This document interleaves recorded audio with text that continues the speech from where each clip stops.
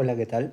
En este video quiero explicar las nociones de un ingeniero estructural cuando realiza el análisis y diseño de estructuras de este tipo, conocidas como celosías, cerchas, tijerales o simplemente modelo de barras. Y si están construyendo algo de este tipo, tengan en cuenta los siguientes comentarios.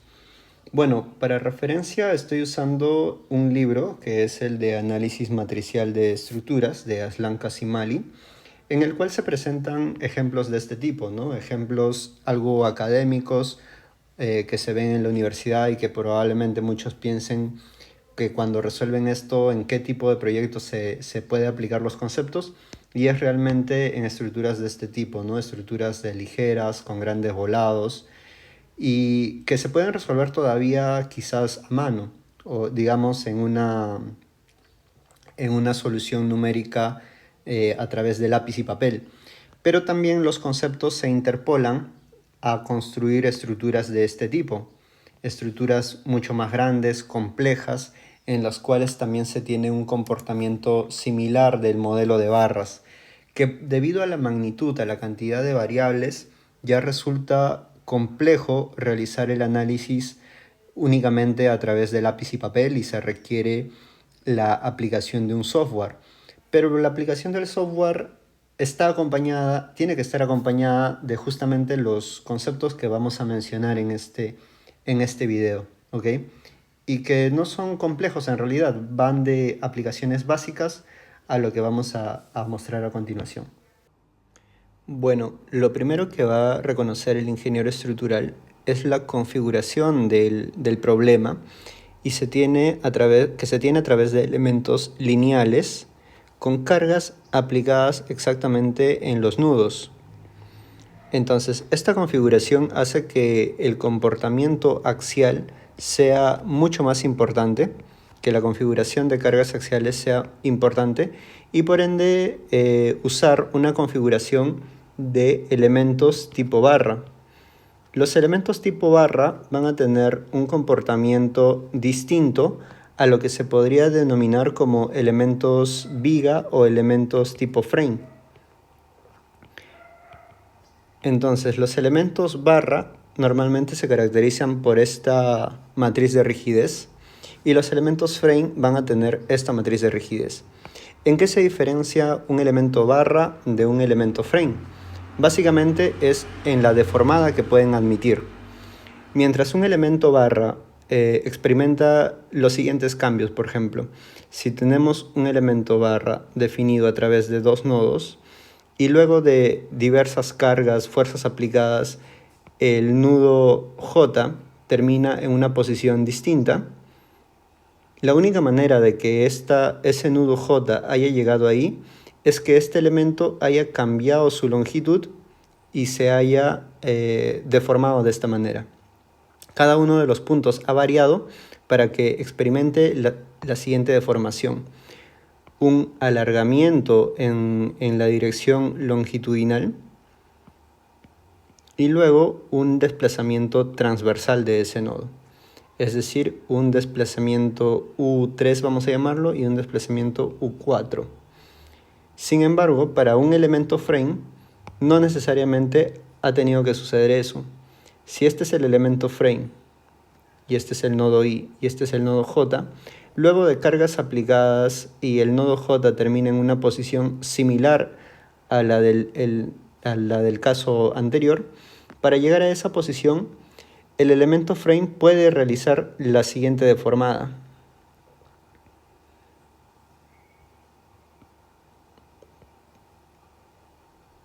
Puede realizar un cambio a través de una flexión de rotación entre sus puntos.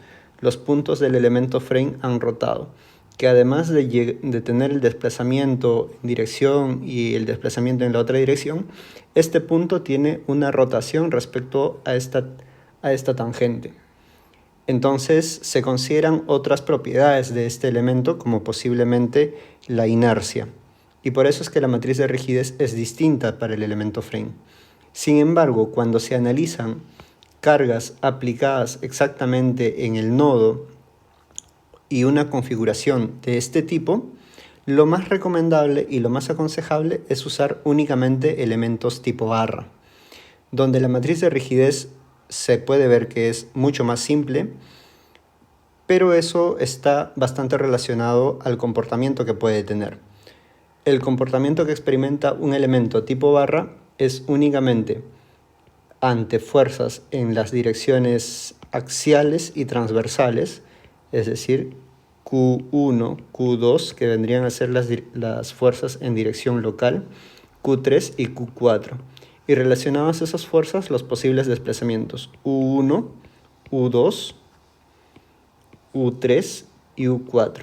Que en el caso anterior U4 hubiese sido con valor negativo, ¿no? Pero es lo mismo. Entonces uno puede escribir la relación de fuerzas locales igual a la matriz de rigidez local por los desplazamientos locales del elemento. Esa es la ecuación para un elemento, que normalmente no solamente se tiene un elemento, sino se tienen múltiples elementos, como es esta configuración o esta configuración. Entonces, lo más lógico es trabajar en un sistema de coordenadas globales que podemos denominar X, Y. En ese sistema de coordenadas se puede hacer la siguiente descomposición. Se descompone para este nudo fuerzas en dirección F1, F2, vamos a usar otro color, F3, F4, este era F2 y este era F1. Y se relaciona a través de una matriz de transformación. Las fuerzas igual a una matriz de transformación por las fuerzas locales. Bueno, pero también podemos reemplazar acá la ecuación anterior y tenemos que las fuerzas serían igual a la matriz de transformación por la matriz de rigidez en coordenadas locales por los desplazamientos. Sin embargo, al igual que las fuerzas, los desplazamientos se pueden descomponer en desplazamientos globales. V3, V4, V1, V2. Y se pueden escribir a través de la matriz de transformación por los desplazamientos en coordenadas globales. Entonces tenemos las fuerzas en coordenadas globales igual a la matriz de rigidez en coordenadas globales por los desplazamientos en coordenadas globales. Y esta matriz de rigidez es la que ven acá, donde la matriz de transformación va a tener este ángulo θ para poder cambiar la matriz de coordenadas locales a coordenadas globales. ¿Sí? Entonces, en este video estamos hablando principalmente de los elementos tipo barra, que van a tener configuraciones que podemos reconocer para poder aplicar algunos proyectos. Bueno, donde esos ejemplos básicos en realidad se pueden aplicar a este ejemplo. Muy bien, si aplicamos lo que hemos mencionado en la página anterior, lo que tendríamos que definir primero es la geometría de esta estructura. Voy a resaltarla.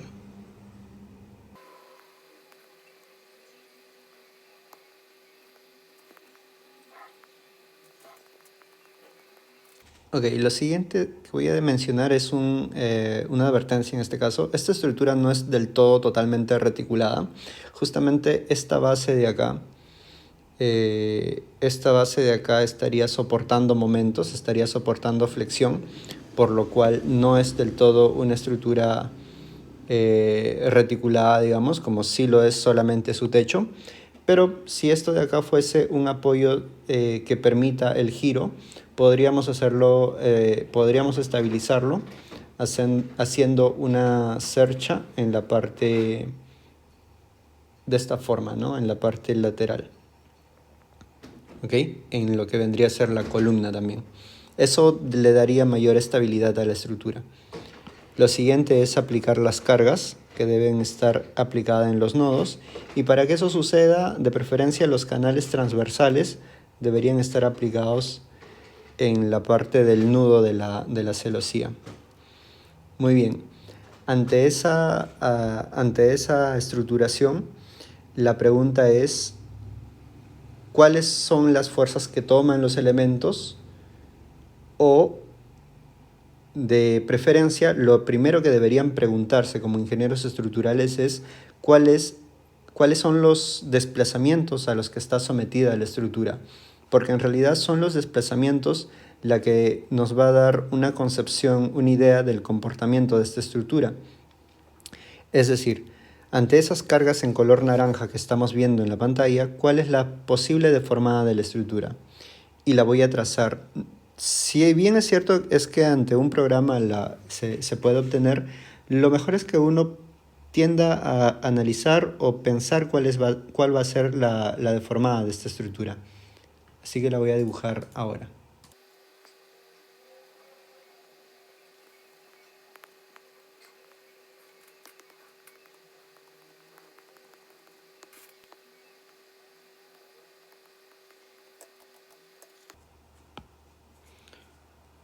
Muy bien, esa deformada es la que me va a dar a entender qué elementos se encuentran a compresión y qué elementos se encuentran a tracción. Si se observa, por ejemplo, este elemento del lado posterior, el final, digamos, este nudo ha terminado en una posición superior, lógicamente por todo el peso que está cargando la estructura, tiende a desplazarse a la parte inferior y al realizar un pequeño giro de toda la estructura en esa dirección. Entonces, este elemento se está estirando y va a estar en una tracción finalmente. ¿Ok? Lo mismo va a suceder con toda la brida superior en realidad. Toda la brida superior, toda la parte superior, todo el elemento superior se encuentra estirando porque este punto de acá, el final, ha terminado una posición más lejana de su posición inicial. Entonces toda la parte superior se va a encontrar naturalmente ante una tracción. Probablemente y muy lógicamente la parte inferior se va a comportar a compresión debido a un comportamiento o a un cambio de posición. Vean que este punto termina acá y el otro punto normalmente no se aleja mucho de su posición inicial, solamente en vertical, no lateralmente. Entonces lo más lógico es que este elemento termine en una compresión. Si por deformada se nos hace un poco difícil, también lo podríamos pensar a través de la descomposición de fuerzas. Lógicamente esto de acá estaría provocando como un volado, lógicamente un volado va a provocar una flexión, un momento de empotramiento en el extremo. Bueno, ese empotramiento es un momento negativo que estaría produciendo tracciones en la parte superior y compresiones en la parte inferior de este tipo, ¿no? Un momento de ese tipo va a ser compresión en la parte inferior y tracción en la parte superior. Se puede analizar de ese tipo por la fuerza o por la fuerza de un momento de una viga en volado provocado o por la deformada que uno puede pensar que esté ocurriendo. Pero por ejemplo en este elemento, en el elemento de extremo, lógicamente por una transmisión directa de la fuerza, este elemento se va a encontrar en compresión. Y para que haya una estabilidad podríamos identificar que este elemento se encuentra en tracción, lo que estaría relacionado también al incremento de las longitudes de las diagonales. Todas las diagonales se van a encontrar ante una tracción. Entonces, pensar en la deformada que puede suceder que en la estructura nos va a ayudar a veces a desarrollar el análisis del comportamiento que va a tener una estructura antes de que suceda o incluso antes de modelarla o antes de definirla. Luego de ello, lo más lógico es, si queremos resolver, digamos, a lápiz y papel, establecer la matriz de rigidez de los elementos, la matriz de rigidez del elemento 1, como lo hemos estado definiendo líneas arriba con esta ecuación, con la 373, del elemento 1, del elemento 2, del elemento 3, así de todos los elementos, del enésimo elemento, de todos los elementos que aparezcan en la estructura. Pero estos de acá se tienen que ensamblar en una matriz de rigidez global de toda la estructura y multiplicar por los desplazamientos de cada uno de estos nudos que queremos resolver. Entonces vamos a tomarlos e igualarlos a las fuerzas aplicadas, que son las fuerzas, los vectores de naranja que hemos colocado. Entonces estos desplazamientos se pueden calcular como la fuerza aplicada, la matriz de fuerzas o el vector de fuerzas por la matriz rigidez global inversa. Y de este vector de desplazamientos, si yo quisiera obtener, por ejemplo, los desplazamientos de este nudo 15 y 16, digamos, en la dirección X e Y, que serían 4 desplazamientos, voy a tener los desplazamientos V, pensemos 29, 30, 31 y 32. Esos 4 desplazamientos pertenecen a este elemento. Entonces, esos 4 desplazamientos, pasándolos a coordenadas globales por la misma matriz de transformación, U1, U2, U3 y U4, ese vector multiplicado por la matriz de rigidez me va a dar la fuerza local del elemento. ¿Sí? De esa manera es que se calculan las fuerzas en los elementos tipo Sercha. Primero empezamos por una matriz de rigidez global, por el vector de desplazamientos globales igualado a las fuerzas globales, y lo primero que se obtiene son los desplazamientos. Esos desplazamientos se devuelven a una coordenada local para obtener la fuerza interna del elemento. Y con esa fuerza interna es con la que recién se realiza el diseño. Entonces, lo primero que debe reconocer el ingeniero estructural es que de poder usarse los elementos tipo barra y luego aplicar la matriz de rigidez de los elementos tipo barra tanto para la solución global como para la solución local del elemento. Y luego proceder al diseño si es un elemento de madera o si es un elemento de acero estructural respecto a las normas de cada país. Pero eso es parte del diseño. Ahora, bueno, lo que yo estoy mencionando y en lo que quiero hacer énfasis es que debemos reconocer los elementos que van a tener un comportamiento tipo barra distinto a un comportamiento de elemento tipo frame. Porque normalmente cuando uno usa un programa, sea SAP 2000, ETABS o Robot, está, por lo menos en Robot estructural, se tiene la opción de seleccionar elementos tipo barra, no directamente, pero indicando la interfaz que vas a usar o el ambiente de trabajo. Al seleccionarse los IAs en 2D o en 3D, uno está definiendo que va a usar elementos tipo barra. En software como SAP 2000 o ETABS no es tan directo. Hay que indicar que los grados de libertad tendrían que ser solamente los grados de libertad de desplazamiento en X, Y y Z, si queremos hacer 3D, o en un plano XZ, por ejemplo, si queremos hacer análisis en el plano. Pero no está, en ambos casos estamos usando únicamente de manera aislada los elementos tipo barra. Yo no he encontrado un software o bueno, no manejo tantos tampoco, pero uno en el que pueda seleccionar tanto el uso de elementos tipo barra como elementos tipo frame a la vez. Es decir, que se puedan usar a la vez y como por ejemplo hubiese sido el caso ideal de este problema, ¿no? Donde la columna en realidad estaba soportando momentos en la base.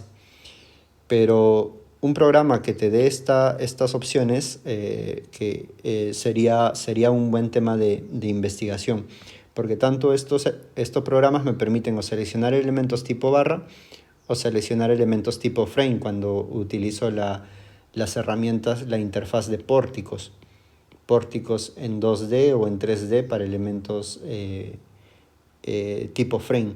Y en ETABS y SAP 2000 por defecto nos da la opción de elementos tipo frame porque uno al iniciar están habilitados los 6 grados de libertad. Entonces hay que tener en cuenta qué características estamos usando para los proyectos. No vayan a confundir a veces con los release. Los release son otra categoría, no son elementos tipo barra. Vendrían a ser elementos tipo frame con una liberación de esfuerzos, que lo vamos a tocar en otro video, o creo que se ha tocado incluso en otro video. Y esta vendría a ser la interpretación, ¿no? La solución constructiva. Acá tengo algunos comentarios, por ejemplo, como el que les había mencionado. Este elemento transversal de correa no está cayendo en un nudo. El nudo vendría a ser este o este. Y esto va a generar una pequeña flexión inducida de manera local en este elemento.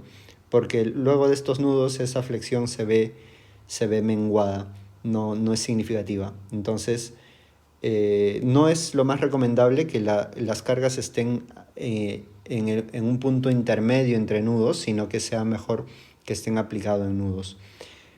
Acá probablemente la conexión en la base es a momentos, entonces no es necesario que acá le esté colocando ese entramado que se ha analizado en la parte superior, y por lo demás el resultado va a ser el mismo, ¿no? Y en estructuras de este tipo, bueno, probablemente sea ese el camino que se sigue en este tipo de estructuras, ¿no?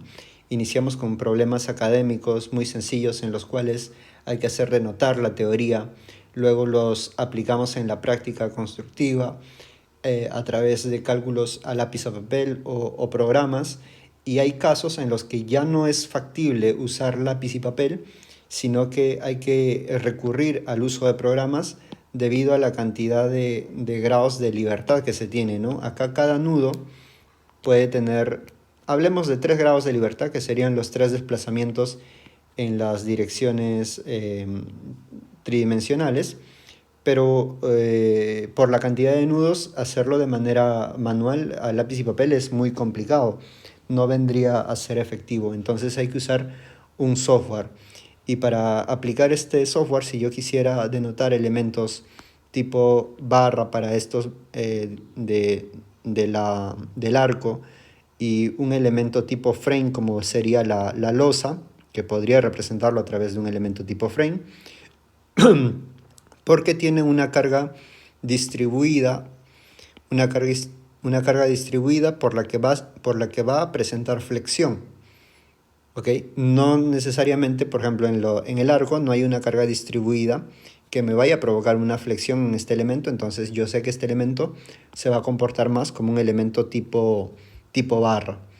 Entonces yo podría definir a la losa o a la parte inferior como un elemento frame horizontal, y para el arco estaría buscando el uso, la aplicación de un elemento tipo barra que me vendría mejor, sería más productiva su aplicación, me estaría gastando menos uso computacional, porque han visto que la matriz de rigidez es mucho más sencilla también, más cómoda de usar que hacerla con un elemento tipo frame, ¿no?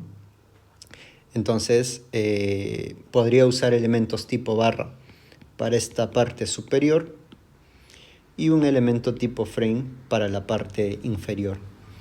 Eso me ahorraría costo computacional.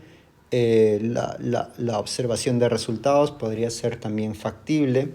Solamente tendría visualización de resultados axiales para los elementos tipo barra, mientras que para el elemento tipo frame podría haber, además de resultados axiales, corte y momento, que es a lo que refleja estos elementos. ¿Ok? Entonces, bueno, acá además tenemos un elemento, una composición más compleja en la parte superior. Se tiene como otra celosía con una distribución de este tipo, de diagonales, y que también sería de la forma similar como lo hemos estudiado. Si en la parte superior tienen una carga distribuida, probablemente se haya hecho una conexión únicamente en la parte superior de los nudos. ¿Sí? De esa manera se puede convertir una carga distribuida en aplicación nodal para el uso combinado de celosías y carga distribuida. ¿Ok? Y bueno, esta es otra vista del mismo proyecto. Que es cierto que se puede aplicar en software, no es complicado tampoco, es factible, no está mal aplicarlo en software, pero hacerlo de manera manual nos da un poco más de desarrollo y entendimiento de lo que estamos resolviendo. ¿Okay? Entonces, si ustedes conocen otro software que pueda usar estos dos tipos de elementos en una misma interfaz, me lo pueden hacer saber en los comentarios, lo podemos revisar en otro video. y cualquier otro comentario o observación la estaremos comentando. Muchas gracias y hasta pronto.